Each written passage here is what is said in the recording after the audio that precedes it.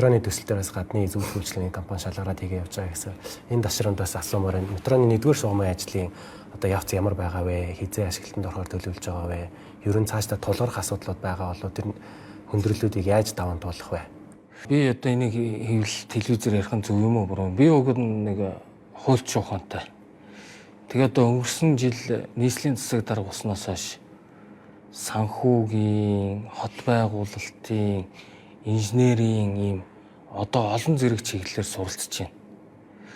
Би одоо өмнө нь бараг сонсож байгаачгүй ер нь одоо тэр олон улсын инженеруудын холбооны үлгэрчсэн дүрм, журам, заавар, тэгээ физикийн ном энэ төрийг одоо бас өөрөө ойлголт авч ээж эн чинь бусд доороо ажиллаж байгаа хүмүүстэй цаг хугацааны менежмент ажиллах одоо чиглэлээр харилцан юм шаардлагууд тулгардаг юм.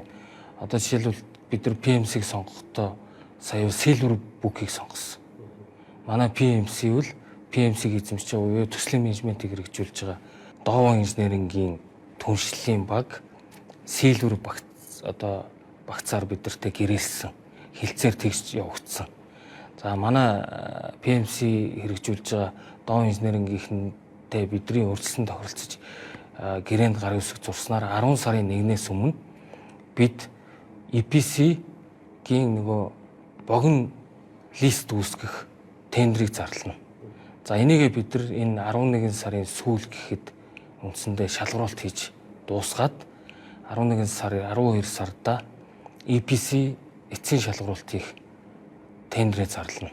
За ингээд бид нар төгсөн мэдээлэлээр бол 2025 оны 2 дугаар сар гэхэд EPC-г эцсийн байдлаар сонгоод 2025 оны 5 дугаар сарда багтаж барилга угсралтын ажлыг эхлүүлнэ гэсэн ийм дараалтаа явж байгаа. Манай иргэд бас энийг зөв ойлгох ёстой. Энэ маш олон бэлтгэл ажлууд, урьдчилан техник эдийн засгийн үндэслэлийг дахиж нягтлах, магадлах, геодезийн шинжилгээ хийх гэдэг ийм олон ажлууд үе шаттай явж байгаа. Метроны 1-р шугам бол харьцангуй нөгөө одоо өөрийнхөө юунда замдаа орцсон гэх юм уу да тий одоо нэг хазаахааргүй болцсон. Яг тэр дэлхийн нэр хүндтэй маш олон компаниуд түншлэлээр манай төслийн менежментийг чи хэрэгжүүлээ гэдэг ингээд гэрээлцсэн учраас ингээд цаг хугацааны хувьд бид нар хот өөрөө санхүүжилттэй цаг хугацаанд нь олгоод хяналтаа тавиад явбал асуудалгүй. Тэгэхээр бид нар дараагийн амбицууд мэдээж хэрэг нөгөө 2 дугаар шугамын урьдчилан техник эдийн засгийн үндэслэлийг босруулах энэ төр гээд 2025 онд төлөвлөсөн олон ажлууд байгаа. Тэгээ яг сүүлийн 2 жилийн хугацаанд бол манай эдийн засаг харьцангуй сайн одоо сэргэж эхэллээ те. Энэ дээрээ тааруулаад бид нэг 1-р шугамаа амжилттай хэрэгжүүлэе гэж байгаа юм байна.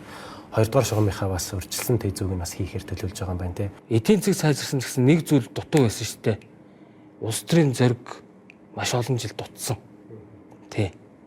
Бид энийг өнгөрсөн жил одоо улс төрийн зориг гаргаж, улс төрийн шийдвэр гаргаж энэ төсөл ингээд гараанаас гарсан гэдгийг хэлэх ёстой.